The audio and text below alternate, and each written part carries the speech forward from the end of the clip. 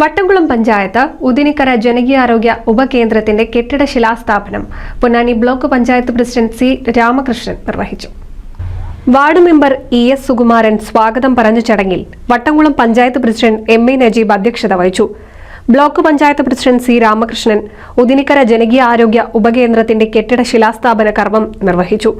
നിശ്ചയിച്ച് ഗ്രാമപഞ്ചായത്തിന്റെ ശ്രദ്ധയിൽപ്പെടുത്തി അന്നത്തെ പഞ്ചായത്ത് പ്രസിഡന്റായിട്ടുള്ള മജീദിൻ്റെ ഇടപെടലിൻ്റെ ഭാഗമായി ഈ സ്ഥലത്ത് സബ് സെൻ്റർ നിർമ്മാണം ആരംഭിക്കാം എന്ന ഒരു തീരുമാനത്തിൽ എത്തി.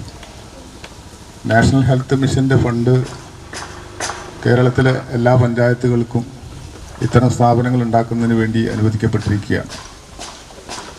എൻ്റെ ഓർമ്മ ശരിയാണെങ്കിൽ മലപ്പുറം ജില്ലയിൽ 55ഓളം വരുന്ന ഗ്രാമപഞ്ചായത്തിലാണ് ഇത്തരം സബ് സെൻ്ററുകൾ ഉണ്ടാക്കുന്നതിന് വേണ്ടിയുള്ള നാഷണൽ ഹെൽത്ത് മിഷൻ്റെ ഫണ്ട് അനുവദിക്കപ്പെട്ടിട്ടുള്ളത്.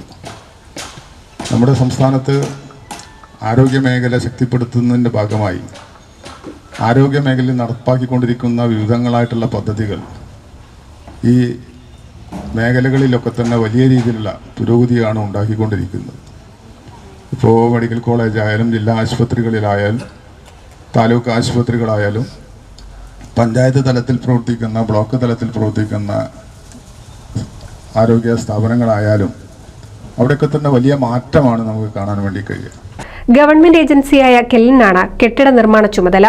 വികസന standing committee chairman Hasainar Nellissery, ward മെമ്പർമാരായ കഴങ്കിൽ മജീദ്, KP റാബിയ, VP ഷീജ എന്നിവരും doctor Fazal Gabboor, Ibrahim Mudur, secretary R Rajesh, health inspector C Sajeev Kumar, മുൻ മെമ്പർ ബിന്ദു, കുമാരൻ, JHI സതീഷ് അയ്യാപ്പിൽ, സുഹൈൽ ആഫിഫ് തുടങ്ങിയവർ സംസാരിച്ചു.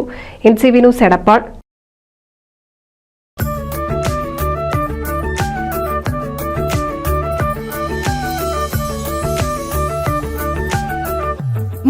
വർഷത്തെ വിശ്വസ്ത പാരമ്പര്യവുമായി എന്നും എപ്പോഴും കൂടെയുണ്ടെന്ന വിശ്വാസം. Basith wedding mall, Basith arcade, Poonkottukulam, Tirur.